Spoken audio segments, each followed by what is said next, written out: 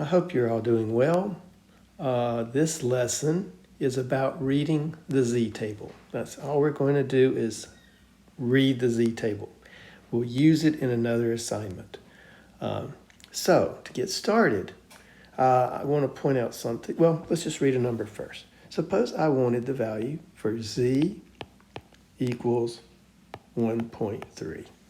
So I look for the column over here where it says z, and I go down to 1.3, which is right there, and I underline 0.9032. So that's the value for z equal to 1.3. So let's try something else.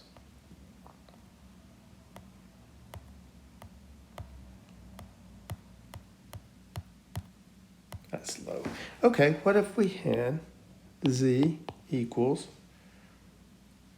1.84?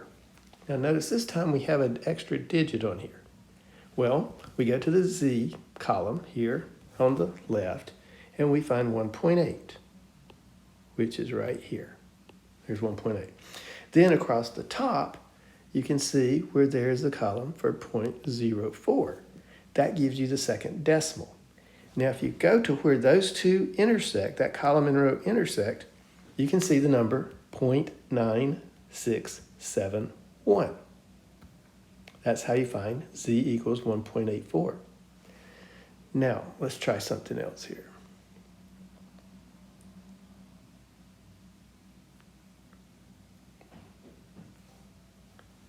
No, not that.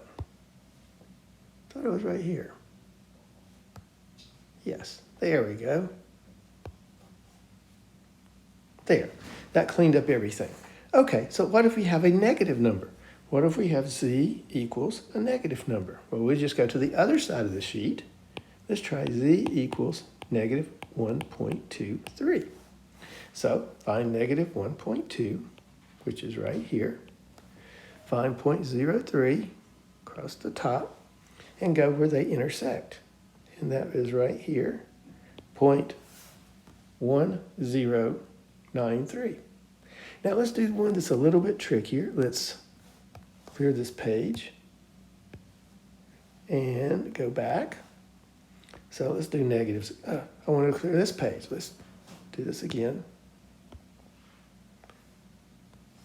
Okay, so let's try something a little bit trickier. How about z equals negative 0.08? Well, we go down here to negative 0.08. A lot of people would have a tendency to go right here to negative 0.8, which is 0.2199, but that is not right. We have negative 0.08, which is right here, 0.4681. Now, this ought to be enough information for you to read this table. Now, one last thing I want to say about this table is if you look up here at the top, whenever you have one of these tables, they have a picture showing you what is represented in that table. And if you see here, we've got the letter Z right here, and to the left of it, we've got a shaded area. These numbers in here represent the amount of area to the left of Z. If you go back up here to the first page, you see, notice these numbers are all bigger than 0.5 because we're halfway over. But again, it's the area to the left of the Z value we're looking up.